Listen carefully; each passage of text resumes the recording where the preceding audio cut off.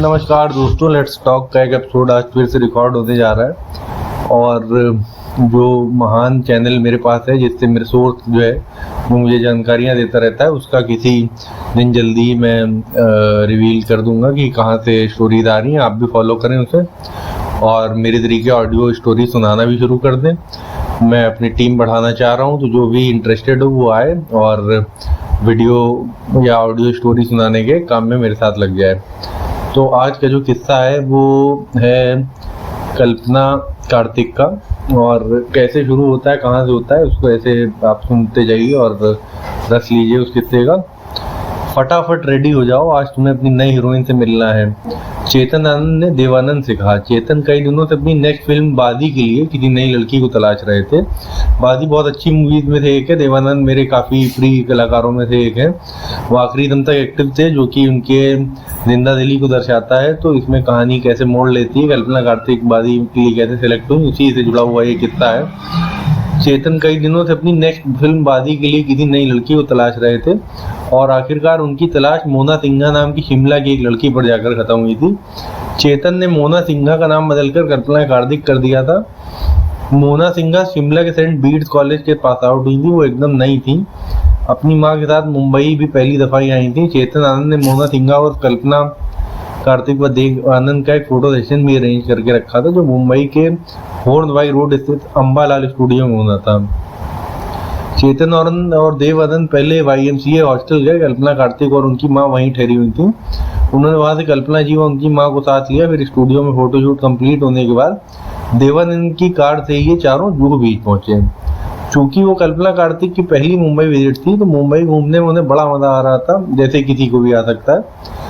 बीच को देखकर कल्पना कार्तिक बहुत उत्साहित हुई। उस दिन पहली दफा उन्होंने कोई बीच देखा था। मैंने पिछले साल बीच देखा। ये मैं किस्से में एक चीज ये बताना जरूरी है, और अप्रैल के महीने में मुंबई जाना हुआ, वहाँ पे पहली बार बीच के मेरे भी दर्शन हुए। बीच पर पहुंचकर कल्पना कार्तिक ने सैंडल हाथ में ले लिए, जैसे कि आमतौर पर लड़कियां करा करती हैं।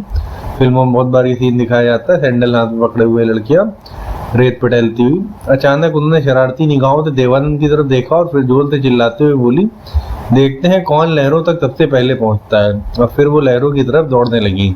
देवानंद भी उनके साथ दौड़े। लहरों में पहुंचकर कल्पना कार्तिक देवानंद पर समंदर का पानी उछालने लगी। ये भी सीन आपने पिक्चरों में बहुत बार देखा होगा। देवानंद ने भी उन्हें काफी भिगोया उस दिन। फिर कल्पना कार्तिक ने हाथ में कुछ रेत उठाई और उसे देवानंद के चेहरे पर रगड़ दिया। देवानंद को इसी में देखकर समंदर किनारे जो कुछ लोग मौजूद थे वो हंसने लगे। देवानंद भी अपनी हंसी पर काबू न रख सके। मोना और कल्पना कार्तिक की मासूमियत भरी शरारतें उन्हें भी अच्छी लग रही थी। समुद्र तट की जिस जगह पर ये लोग मौजूद थे, वहां पास ही कुछ झाड़ियां भी थी। कल्पना कार्तिक उन झाड़ियों की तरफ दौड़ते हुए देवानंद से बोली, मुझे पकड़ कर दिखाओ। देवानंद ने उन्हें झाड़ियों के पीछे जाने दिया। हालांकि वो एक्टिंग ऐसे कर रहे थे मानो उन्हें पता न हो कि मोना कहाँ छिप गई। देवानंद जोर से बोले, कहाँ हो तुम, ढूंढो मुझे। कल्पना जी ने झाड़ियों के पीछे से कहा, मुझे पता है तुम कहाँ हो। देवानंद बोले, मैंने तुम्हारी फिल्म अफसर देखी है। झाड़ियों के पीछे से कल्पना कार्तिक बोली, मैं अच्छा लगा तुम्हें उसमें? देवानंद ने तेज आवाज में पूछा, हाँ लगे तो थे, लेकिन इस वाली फिल्म में ज्यादा अच्छे लगोगे, मैं हो जो होंगी इस फिल्म में। कल्पना कार्तिक पूरे कॉन्फिडेंस में बोली। देवानंद इस पर रिएक्ट करते हुए कहा, हाँ बिल्कुल। कल्पना कार्तिक उन झाड़ियों के पीछे से निकली और फिर समंदर के पानी में घुसी। देव साहब भी उनके पीछे पीछे पानी में गए। तुम्हारे पास तो बहुत सारे लेटर्स आते होंगे फैंस की तरफ से, देवानंद पर पानी डालते हुए कल्पना कार्तिक ने पूछा। हाँ आते तो हैं, देव साहब ने जवाब में कहा। इस तरफ मोना सिंघा और कल्पना कार्तिक देवानंद के जीवन का अहम हिस्सा बन गई। अपनी ऑटोबायोग्राफी रोमांटिक विद लाइफ में देवानंद लिखते हैं कि हर गुजरते दिन के साथ मोना उनके दिल पर राज करती चली गई। देवानंद ने अपनी फिल्म कंपनी नवकेतन फिल्म के खर्चे पर मोना सिंघा और उनकी माँ को YMCA हॉस्टल से निकालकर इरोज सिनेमा के पीछे मौजूद एक गेस्ट हाउस में ठहराया। इरोज अपने आप में बहुत बड़ा ग्रुप भी है। देवानंद रोज मोना से मिलने गेस्ट हाउस जाने लगे। गेस्ट हाउस के जिस रूम में मोना ठहरी थी, उसी की एक खिड़की सड़क की तरफ खुलती थी। देवानंद रोज अपनी हिलमैन विंग्स कार उस खिड़की के सामने रोककर हॉर्न बजाते थे और मोना दौड़कर खिड़की पर आकर हाथ हिलाकर उनका अभिवादन करती थी। फिर वो जल्दी से नीचे आकर उनके बराबर वाली सीट पर आकर बैठ जाती थी और दोनों घूमने निकल जाते थे।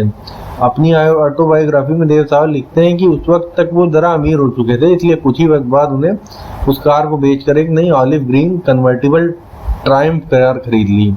वो कार उन्होंने इसलिए खरीदी थी ताकि जब अपनी खुली कार में वो सड़क से गुजरे तो उनके फैंस उन्हें जी भरकर देख सकें और वो भी अपने फैंस को हाय हेलो कह सकें। वो कार लेकर देवानंद मोना सिंघा के गेस्ट हाउस पहुंचे। उन्होंने हॉर्न बनाया तो मोना सिंघा हैरानी की खिड़की पर आई। ये वाला हॉर्न तो उन्होंने पहले नहीं सुना था, लेकिन जब कार में उन्होंने देवानंद को बैठे देखा तो उनके मुंह से निकल पड़ा वाओ। अब जब वो नीचे आकर कार में बैठी तो देव साहब ने उन्हें बताया कि इस कार में जो हॉर्न है उसे लवर्स हॉर्न कहते हैं। मोना और कल्पना कार्तिक उस हॉर्न के बारे में सुनकर इतना एक्साइट हुई कि उन्होंने कई दफा वो हॉर्न खुद भी बजा कर देखा। आसपास की इमारत में रहने वाले लोगों भी अपनी खिड़कियों से इन्हीं दोनों को झांकने लगे। देव साहब और मोना जी ने लोगों की तरफ हाथ हिलाया। लोगों ने भी प्रतिक्रिया में मुस्कुराते हुए हाथ हिलाकर दोनों का अभिवादन किया। कहाँ चलना है? देव साहब ने मोना जी से पूछा। सारा शहर हमें बुला रहा है, कहीं भी चलो, मोना जी ने एक्साइटमेंट में जवाब दिया। देव साहब मोना जी को लेकर जुहू बीच आ गए। आखिरकार पहली मुलाकात पर वो और मोना सिंह जुहू बीच तो आए थे। क्योंकि वो कन्वर्टेबल कार थी तो रास्ते पर लोग देवानंद को देख कर हाथ हिलाते चिल्लाते हुए दिखे। अगले दिन अपनी नई कार से देव साहब मोना सिंघा जी को खंडाला कॉफी पिलाने लेकर गए। खंडाला बहुत फेमस प्लेस है और रानी मुखर्जी का एक गाना भी शूट हुआ था नाती के खंडाला गुलाम पिक्चर का, जिसमें कि लोगों ने खंडाला गर्ल के नाम से उनको बाद में फेमस ही कर दिया। उसके अगले दिन लोनावाला की एक जगह पर शहद वाली चिक्की खिलाने से ले गए। उससे भी अगले दिन एक फिल्म दिखाने ले गए। कल्पना कार्तिक और मोना के साथ देवानंद एक खास जुड़ाव महसूस करने लगे। उन्हें लगने लगा जैसे वो कब से मोना की ही तलाश में तो थे। उन्हें कब से मोना की ही तो जरूरत थी। वो जब भी मोना को गेस्ट हाउस पर जाते थे आसपास रहने वाले लोग भी अपनी खिड़कियों पर आकर उन्हें देखने लगते थे। गाड़ी के साथ ही ये चर्चा आज इसलिए हो रही है क्योंकि कल्पना कार्तिक जी का जन्मदिन है और वो 93 साल की हो चुकी हैं और अभी शायद ये जानकारी तो नहीं उपलब्ध है कि क्या वो जिंदा है,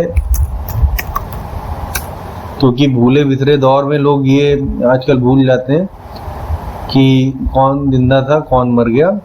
और कल्पना कार्तिक जी के बारे में अच्छी बात यह है कि वो अभी दुनिया में है, तो उनके विषय में आप जानकारी विकिपीडिया से भी हासिल कर सकते हैं। मैं लिंक लगा दूंगा।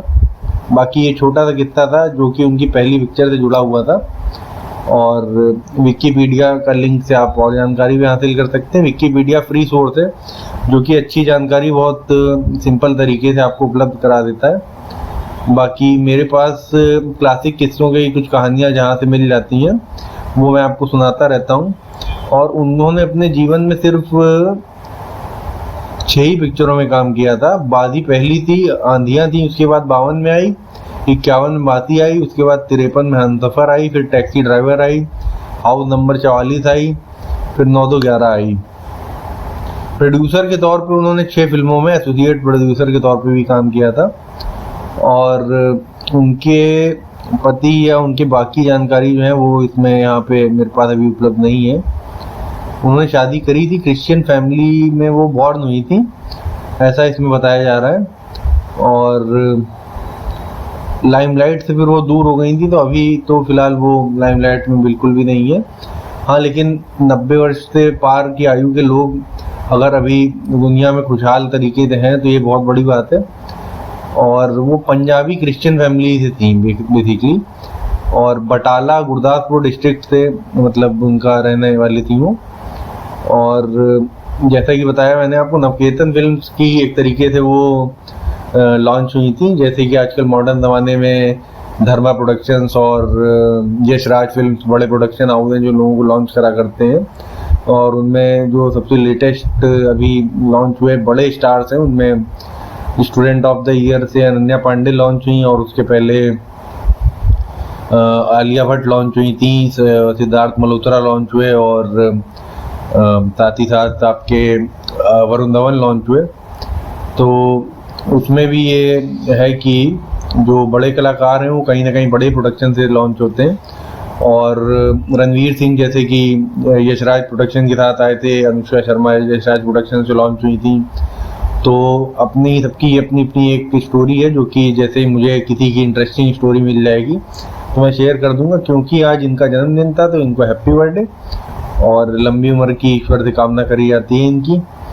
और बाकी जो भी जानकारियाँ लेट्स टॉक पे मुझे अच्छी लगेंगी, आप मुझसे जुड़ना चाहें तो कभी भी कमेंट सेक्शन पे जुड़ सकते हैं। बाकी मैं अपनी वेबसाइट या ब्लॉग या जो भी मेरे ईमेल आईडी हो मैं शेयर कर दूंगा, तो आप मुझसे कनेक्ट भी कर सकते हैं। स्टोरीज सुनाने का अगर शौक हो तो अवश्य कनेक्ट करें। धन्यवाद।